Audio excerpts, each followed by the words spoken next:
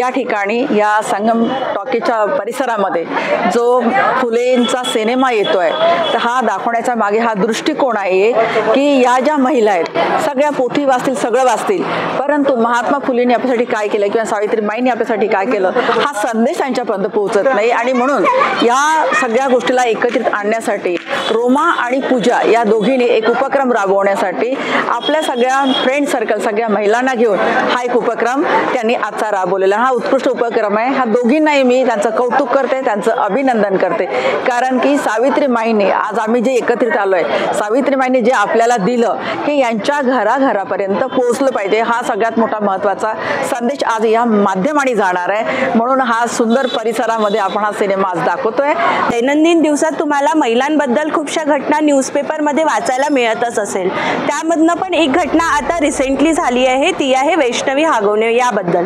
पण आम्हाला हा मोटिवेशनल मूवी याकरिता दाखवायचा होता की महिलांमध्ये जे आत्मसमर्पण येतो, आत्मशक्ती जी निर्माण होते ती कशी होऊ शकते आणि तुम्ही त्यावर काय काय करू शकता, त्याबद्दल आम्ही हा जो सिनेमा आहे तो या महिलांकरिता दाखवण्यासाठी पूजाताई आणि मी असं आम्ही यांचं आयोजन केलं आहे। धन्यवाद।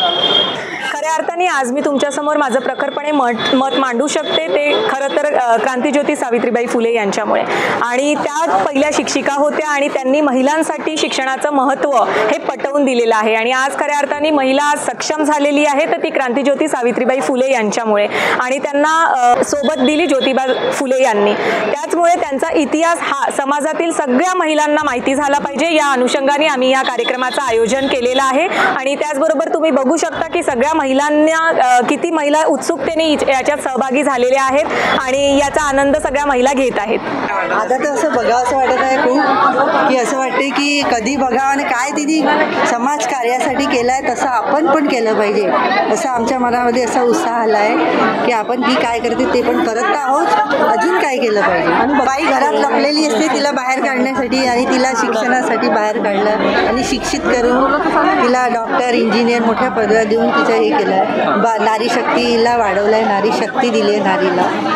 आज सावित्रीबाई फुले उनके योगदान से, उनके कोशिश से ही हम लोग जो नारी शक्ति है यहाँ तक पहुँच पाई है। यहाँ तक मतलब इतना शिक्षा के लिए जो उन्होंने शुरुआत की है उसी शिक्षा का सभी आज औरतों को फ़ायदा हो रहा है और सभी औरतें उन्हीं की वजह से आज इस मुकाम पर है, जो बड़े बड़े पोस्ट पर है, बड़ी बड़ी जो जेंट्स आदमी लोग कर सकते थे वह सारे काम अब औरतें करती है। इसके लिए शिक्षा ज़रूरी थी और शिक्षा के लिए जो सावित्रीबाई फुले ने जो योगदान दिया है, योगदान और उनके लिए उनको शत शत नमन है।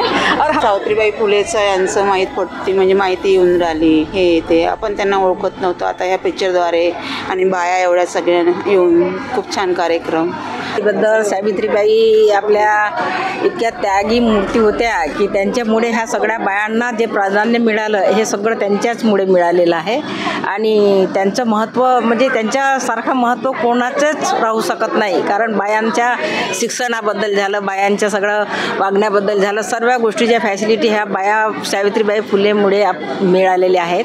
आणि त्याच्यामुळे त्यांनी किती त्रास सहन केलेला आहे ह्या गोष्टीसाठी, तर हे सगळं मिळालं तर त्याच्यामुळे त्यांना प्राधान्य म्हणजे त्यांचं सर्वात महत्त्वाचं जास्त त्यांच्यासाठी राहणार आहे ते।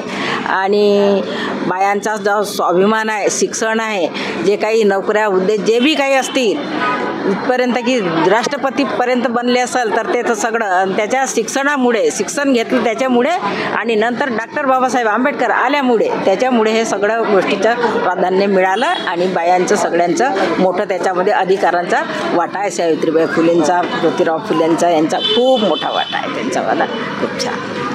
सावित्रीबाई फुलेंनी मुलींचं शिक्षण सुरू केले, मुलींसाठी सन्मानाची आदराची गोष्ट पुढे केली, त्यामुळे सगळ्या स्त्रिया आज आणि स्वातंत्र्याने जगू शकतात, सगळ्या फील्डमध्ये जाऊ शकतात आणि पुरुषांच्या समोर आहेत सगळ्या स्त्रिया। सावित्रीबाई फुलेंमुळेच हे सगळं घडून आलेलं आहे।